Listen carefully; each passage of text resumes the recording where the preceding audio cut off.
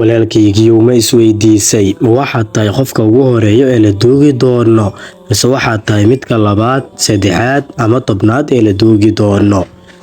Maanta waxaan ku sugannahay ciidda korkeeda, berrina hoygeenu waxa uu noqon doonaa ciidda hoosteeda. Waxaynu ku raaxaysanaynaa maanta nimcada uu Eebbaweyne nagu galladay. Waxaan ku faanaynaa baabuurta, hantida iyo sharafta uu Allah subxaanahu wa tacaala ina siiyey. Laakiin intaasoo dhan waxay soo idlaanayaan markii iilka nala dhigo oo uu abuurkuna bilaabo inuu jirkeena cuno. Ogow walaalkaygiiyow, si kastoo aan dunidan ugu noolaano, maalin waan ka tegi doonaa. Si walba uu cimrigeena u dheeraado, si walba ay adduunyada inala dheeraato, maalin wayn sagootin doonaa.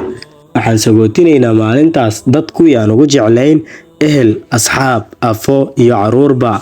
Sidoo kale maalintaas ayaa inoogu dambeyn doonta noloshii tacabka iyo imtixaanka. Intaas ka gadaal waxaan degaynaa hoygeena saxda ah.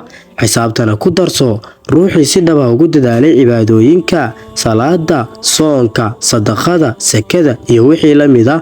Sidoo kalena adeecida Allah subxaanahu wa tacaala iyo rasuulkiisa inta uu dunidan joogay. Qofkaasi ayaa ah midka ku guuleystay imtixaanka.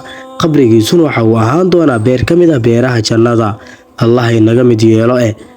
Ruuxii kale ee dunidan dusheeda waqtigiisa iyo xooggiisaba ku bixiyay meel cidlo ah, caasinta Allah subxaanahu wa tacaala iyo rasuulkiisa, labadiisa waalid, dilka iyo dhibaataynta dadka, qofkaasi ayaa ah midka hoogay oo ku guuldareystay imtixaanka. Qabrigiisuna waxa uu noqon doonaa god ka mid ah godadka naarta.